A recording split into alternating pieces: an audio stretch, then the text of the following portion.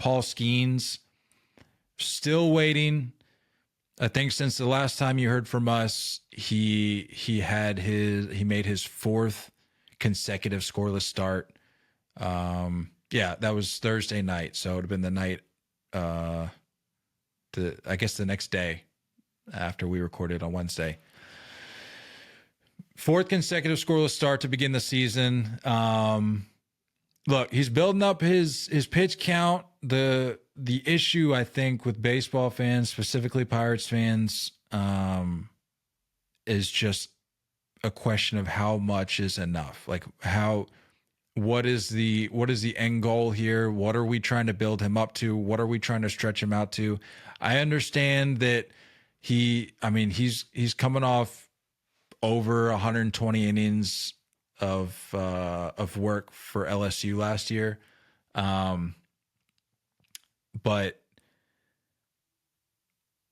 with the Pirates, I just don't.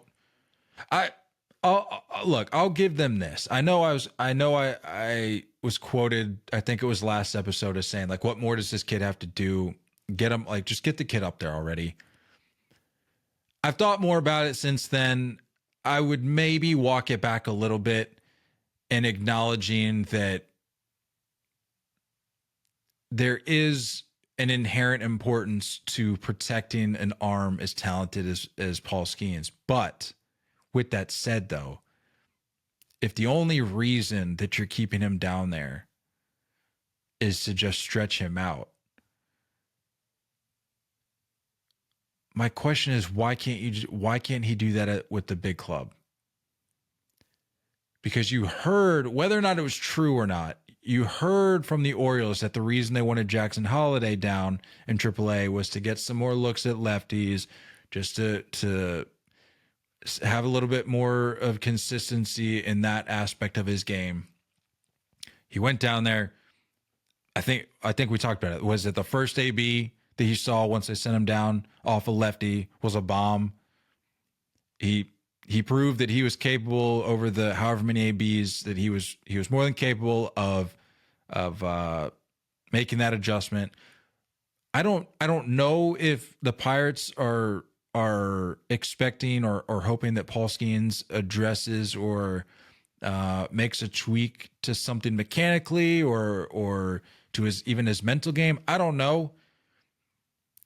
But if they're not, if that's not part of the plan here, and again, if the only element that they're focused on is stretching him out, why not do that with the big club? He went 65 pitches in his most recent outing. 65 pitches. You see that sort of outing a lot, especially with the ambiguity of starting pitching now. The lack of emphasis placed on starting pitching now. Again, to revisit the whole opener approach now. You've got the whole utilizing the pen much earlier into games approach now. So, and it varies team by team, but like 60, not that they would, but hypothetically, let's just say that they wanted him to have a pitch count of 25 or 15, even something just asinine. Then I go, okay, like if we're starting like at absolute square one, okay, I get that. But he's putting up pitch counts now. Again, his most recent was 65. That's, you see, whether it's from a starter who's just on a short leash or like a long relief guy who runs out there for a spot start or something to give you a few innings right off the top. You see 65 pitches all the time. So like, what are we trying to stretch him out to? That's my question. And that's why I don't understand, because he's proven to you that he's not struggling results wise. I mean, he struck out, I read and jotted down that he has struck out 57.4% of the batters that he's faced. He's given up a total of 5 hits and 4 walks in 12 and 2/3. Small sample size, sure, but I, we've seen what he's capable of, even at this stage of his career. I don't think there are many question marks surrounding whether or not he can hang. I think he has this stuff, and sure, it'll take some time to polish it up. But I mean, what young kid doesn't need a little bit of polishing up with a skill set?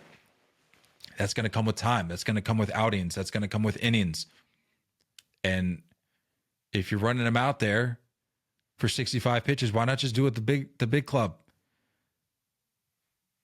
He's gonna make more of an impact at the big club or with the big club than he is in with AAA.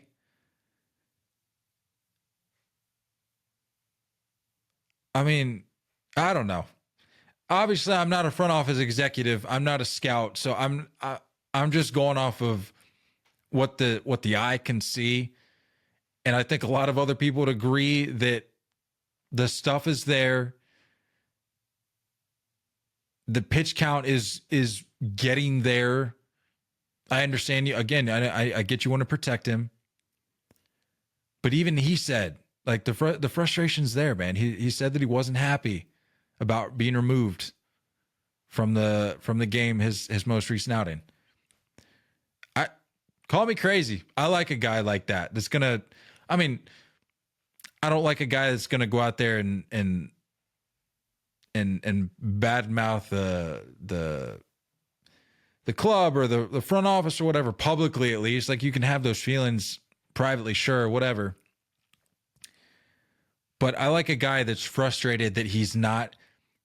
I don't know Skenes, but I'm guessing that frustration stems from wanting to compete, wanting to make an immediate impact, wanting to help the team that drafted him. I just when I look at Paul Skenes, I see a guy that's just hungry to just shove it 1 through 9, shove, blow it by you 1 through 9. And when you're trying to play it safe, when you're trying to protect him, which again I get,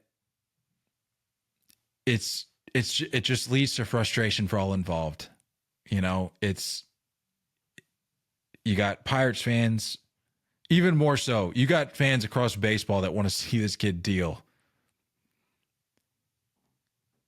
And I think another area where the frustration comes into play is that the Pirates don't have the best track record of developing or managing their talent or their assets. So when you're trying to convince us that there's a line of reasoning involved in this decision making to keep him down, when he's just dicing and he's giving you pitch counts at this point that could eat up at least a handful of innings, and not just eat up innings, but presumably keep you in ball games. When you're trying to tell us that there's a reason for that, understand, Pittsburgh Pirates front office, when we're a little hesitant to take you at your word, because you don't have the best track record of handling young talent such as this, or developing it, as I said. So all in all, it's tough, man. We want to see this kid come up, but it's a weird time in baseball right now where you got some very popular hot button key names, key players, young players that are hovering. They're either up or they're waiting to be called up. And each case is different. You can't look at them all the same. You can't brush them with the same stroke. There's different circumstances surrounding each guy. But I think the one that's most glaring right now, aside from Jackson Holliday's struggles at the plate, I think the one that's most glaring is the fact that you got a guy in Paul Skenes that's just hanging out in AAA right now when he very well could be contributing to the parent club. So hopefully soon, but time will tell.